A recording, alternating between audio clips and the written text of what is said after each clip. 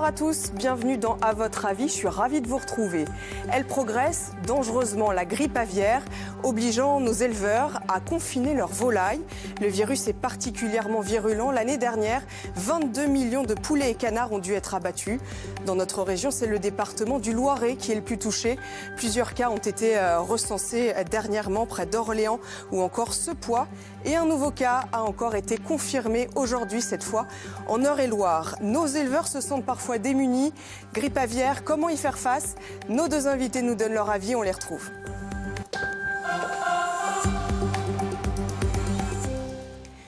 Et pour parler de cette épidémie de grippe aviaire, j'accueille sur ce plateau Gabriel Simon, bonsoir. Bonsoir. Vous êtes éleveur de volailles en Indre-et-Loire, et Thierry Place, vous êtes directeur départemental de la DDPP du Loiret, c'est la direction départementale de la protection des populations.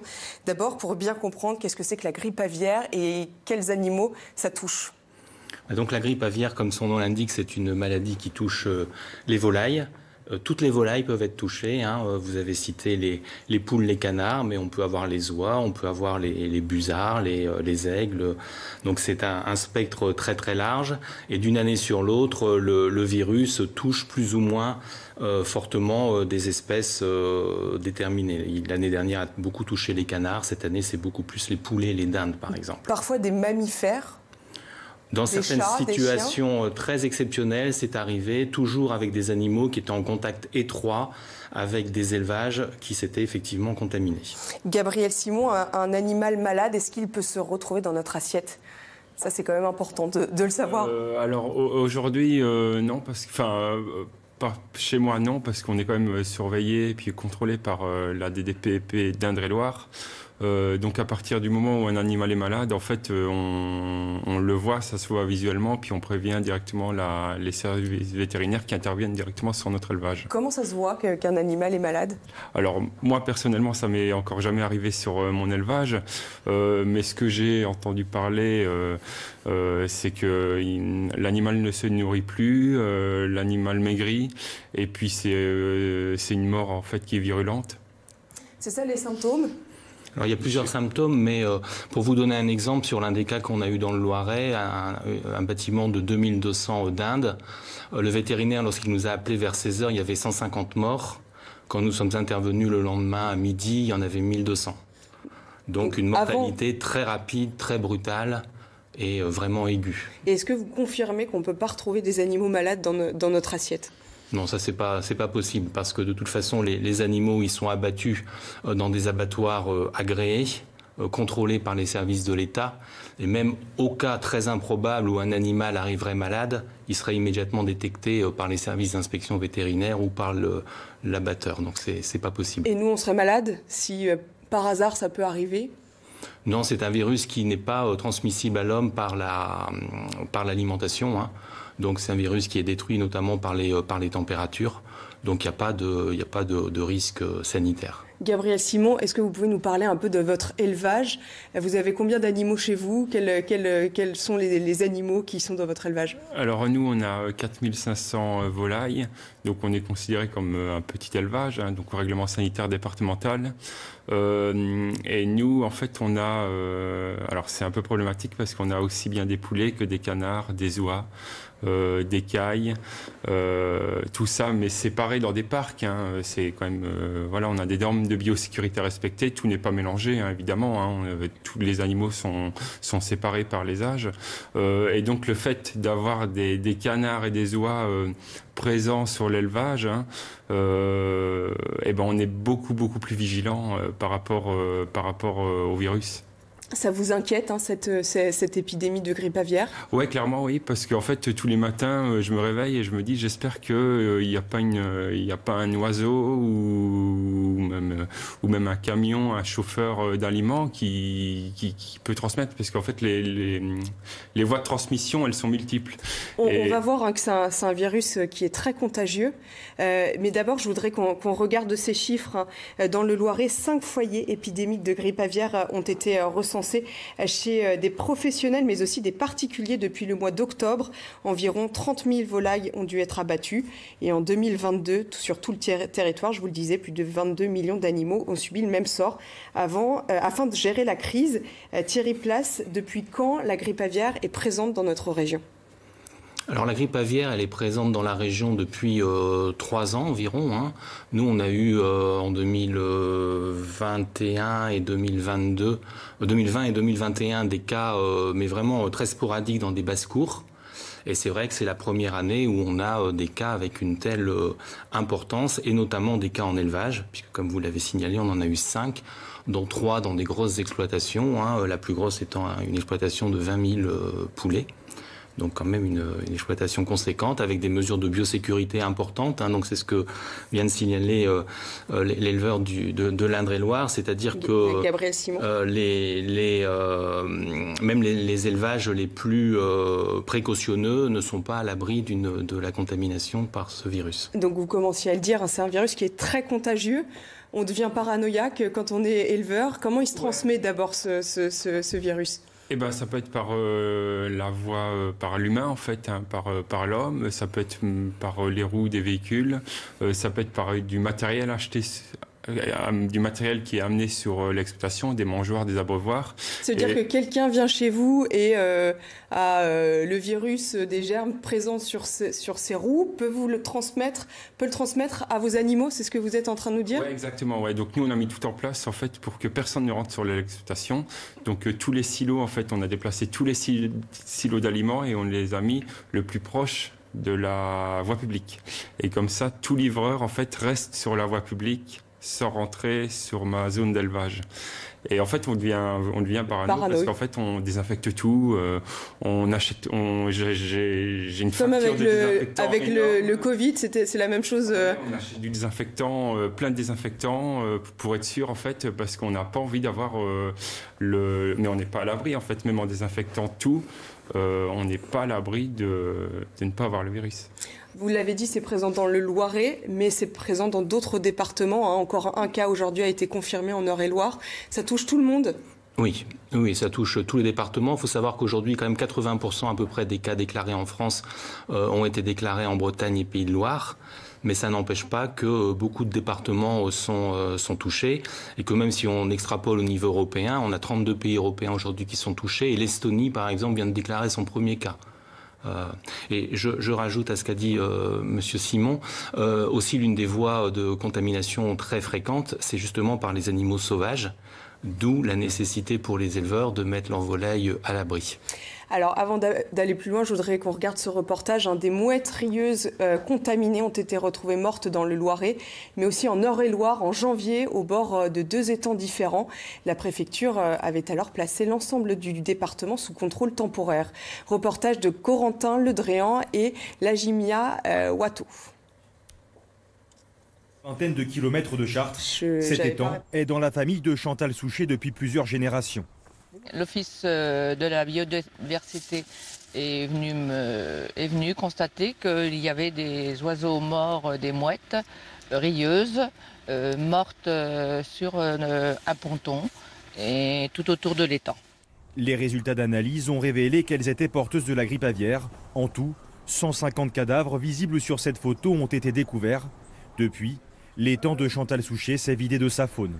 Ça me désole parce qu'il y avait quand même beaucoup d'oiseaux sur l'étang et là, il n'y a plus rien, la nature est vide, ça fait peur. Un cas qui s'additionne à celui de Mézières-et-Cluzel près de Dreux. Une vingtaine de cadavres de mouettes rieuses avaient été retrouvés sur ce plan d'eau. Afin d'éviter une propagation du virus, la préfecture d'Eure-et-Loire a placé tout le département en zone de contrôle temporaire. Des tests sont effectués chaque semaine dans les élevages de volailles et les particuliers doivent aussi prendre leurs précautions. Que les promeneurs ne ramassent pas les oiseaux, n'y touchent pas, mais appellent la gendarmerie et l'Office français de la biodiversité pour les ramasser parce qu'effectivement, c'est important de ne pas le faire. Les autorités tiennent cependant à ne pas alarmer. Pour le moment, les cas de grippe aviaire n'ont été relevés que chez les oiseaux sauvages dans le département. Il faut attendre que l'infection se stabilise pour avoir une idée de l'étendue éventuelle de l'épisode. Donc pour l'instant, il est normal d'avoir plusieurs cas pendant quelques jours avant de tirer des conclusions. De nouveaux cas suspects ont été détectés sur K3, 2 canards et un cygne. Des prélèvements sont en cours. On a un peu l'impression que chaque semaine, on a des nouveaux cas dans notre région. Est-ce que ça peut encore s'accentuer, se démultiplier? À quoi faut-il s'attendre? En tout cas, aujourd'hui, il y a des cas effectivement dans la faune sauvage. On sait qu'elle est extrêmement contaminée. Il y a eu beaucoup de cas début février. Ça s'est un peu calmé fin février. Et là, on a l'impression que ça repart. Et on est en attente aussi du retour des migrations qui doivent se produire fin mars et courant avril. Et on les attend avec une certaine inquiétude parce qu'on sait que c'est quand même toujours à ces occasions-là que le nombre de foyers dans la faune sauvage augmente très fortement. Vous nous avez parlé de vos animaux que vous confinez. Comment ils le vivent, ce confinement? Vos animaux, ils ne doivent pas être très heureux d'être enfermés toute la journée, alors que d'habitude, si je ne me trompe pas, ils se promènent dans vos vignes. C'est ça, oui, ils gambadent dans nos vignes et puis dans nos prés. On a réadapté nos bâtiments, on a mis plus de perchoirs, on a changé nos litières, on paille plus souvent, on leur a mis des jeux, des cordes, des ficelles.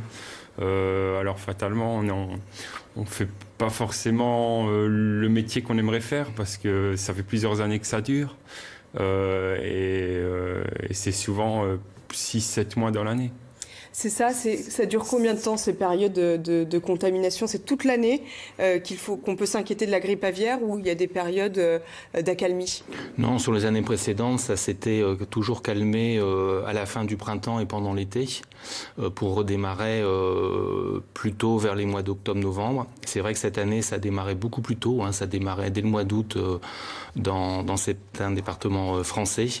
Mais ça, c'est lié vraiment à la pression de contamination qui aujourd'hui est extrêmement forte. C'est quoi le risque quand on a un cas chez nous? C'est de voir toutes ces bêtes abattues? C'est ça la règle pour tous les éleveurs? Sur mon élevage? En général. En général, oui, c'est ça. C'est que si jamais il y a le virus détecté sur un élevage, moi ça m'est pas arrivé sur mon élevage, mais si jamais il y a un cas sur un élevage, les services, l'inspection vétérinaire en fait vient tout abattre. Et vous avez des aides financières? Moi personnellement, comme j'ai pas eu de cas, j'ai jamais été confronté au problème. S'il y a des cas, mais oui, il y a en tant qu'éleveur, pour les éleveurs, il y a une aide financière, il y a une aide, et puis heureusement. Elle est suffisante cette aide financière pour les éleveurs? Elle est de quel ordre? Alors c'est impossible à dire de quel ordre elle est parce que ça dépend totalement de l'animal qui est abattu, de son stade physiologique. Ça peut être la même chose si c'est des poussins de 3 semaines ou si ce sont des poules pondeuses de 22 semaines. Sur les abattages, il y a un arrêté ministériel qui donne des abacs, soit après c'est à dire d'experts. Donc sur les éliminations d'animaux, en général, les éleveurs sont indemnisés également extrêmement rapidement. Là où c'est effectivement un peu plus compliqué, c'est sur les pertes indirectes d'exploitation, notamment quand les éleveurs sont obligés de rentrer leurs animaux, ce qui peut engendrer du travail supplémentaire. Ça c'est parfois plus difficile à chiffrer. Alors ce ne sont pas seulement les éleveurs professionnels qui sont concernés, mais aussi les particuliers. Si vous avez des poules dans votre jardin près de Bourges, par exemple, vous êtes obligé de confiner vos animaux. Un cas de grippe aviaire a été découvert dans la petite commune de Cantilly le mois dernier. Norbert Evangelista et Coralie Pierre. Les poules de Michel l'ont accepté sans broncher. Le confinement, c'est dans le poulailler que ça se passe. Elles sont là les poulettes, donc là confinées, comme vous pouvez le constater, tout est fermé, de gauche, de droite, la porte ne s'ouvre pas, parce que tout est automatisé, mais là cette porte reste condamnée pour l'instant. On suit les consignes commandées par monsieur le maire. L'arrêté date du 30 janvier dernier. Il contraint les éleveurs de volailles à des contrôles stricts. C'est valable aussi pour Michel. Le maire l'a fait placarder à l'entrée du village. Pour les particuliers, explique-t-il aux retraités, dont la propriété est plantée d'arbres, il y a un risque de contact avec des oiseaux de passage. Tu es au courant pour l'histoire des poules là, apparemment, il faudrait les déclarer au niveau du ministère de l'Agriculture? Alors là où il y a ton poulailler par rapport aux grands arbres, regarde, il y a des oiseaux en haut. Oui. Et il y a en permanence des oiseaux sauvages qui passent. Chez toi, particulièrement, il faut que tu fasses attention à ne pas les sortir. Merci, passez une très bonne journée. C'est dans cette jardinerie que Michel achète ses poules d'habitude. Mais aujourd'hui, il lui faudrait attendre un peu pour en trouver de nouveaux. Depuis l'arrêté préfectoral, j'ai annulé ma commande. Donc du coup, j'ai vraiment 0 poule dans mon poulailler. Prochaine livraison début mars, si l'arrêté préfectoral le permet. Marie attendait la livraison d'une centaine de poules qu'elle a dû décommander à 25 € pièce. Elle s'inquiète forcément. Je vends à peu près 1500 poules par an et ça impacte forcément mon chiffre d'affaires parce qu'il y a aussi toutes les ventes associées, donc l'aliment, l'accessoire, les soins, les poulaillers. En moyenne, on est sur une dizaine de créations de poulaillers par mois, donc cette saison, il ne faudrait pas qu'elle démarre trop tard. En vérifiant sur la carte, je vous rassure madame, vous n'avez pas de mesure de confinement sur votre commune. Le 22 janvier dernier, le cadavre d'une mouette contaminée était découvert à Cantilly. Les 48 communes limitrophes sont depuis concernées par l'arrêté. Par mesure de précaution, les élevages non commerciaux ont désormais obligation de se déclarer aux mairies. Thierry Place, à votre avis, ces élevages non professionnels, ces particuliers qui accueillent de plus en plus des poulets chez eux, est-ce qu'ils sont au courant de la grippe aviaire? Est-ce qu'ils sont suffisamment mis au courant que s'il y a un cas près de chez eux, il faut confiner leurs bêtes? Comment est-ce qu'ils font? En tout cas, on fait tout pour qu'ils soient effectivement informés. On a fait un nombre non négligeable de communiqués de presse. On a également informé les élus qui relaient cette obligation soit sur leurs panneaux à l'entrée de leur commune, soit par panneau pocket directement sur les téléphones des particuliers. Donc on met tout en œuvre effectivement pour que les particuliers soient informés de l'obligation aujourd'hui de confiner les volailles. Et comme ça a été dit, l'idée c'est vraiment de limiter la diffusion du virus et de limiter les risques de contamination des élevages professionnels. À votre avis aussi, est-ce qu'on peut trouver un vaccin contre la grippe aviaire? Alors aujourd'hui, il y a des tests qui sont en cours. Techniquement, on y arrivera sans difficulté particulière. D'ailleurs, le scénario vaccinal devrait être établi à la fin du premier semestre. Et vous vaccinerez vos animaux s'il arrive? Oui, complètement. Oui. Dès qu'il y a un vaccin, c'est sûr. Vous serez un des premiers à vacciner vos animaux pour éviter tout risque de contamination de la grippe aviaire. Je suis désolée, je suis obligée de vous couper. C'est l'émission qui est terminée. Merci d'y avoir participé. Merci à vous de l'avoir suivi.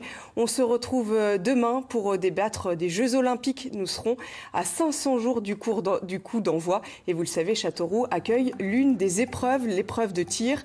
Nous en parlerons avec nos deux invités. Tout de suite, vous retrouvez les meilleurs moments, les moments forts de notre antenne dans le Vu ici, avant le journal de 19h. Je vous souhaite une très bonne soirée et à demain.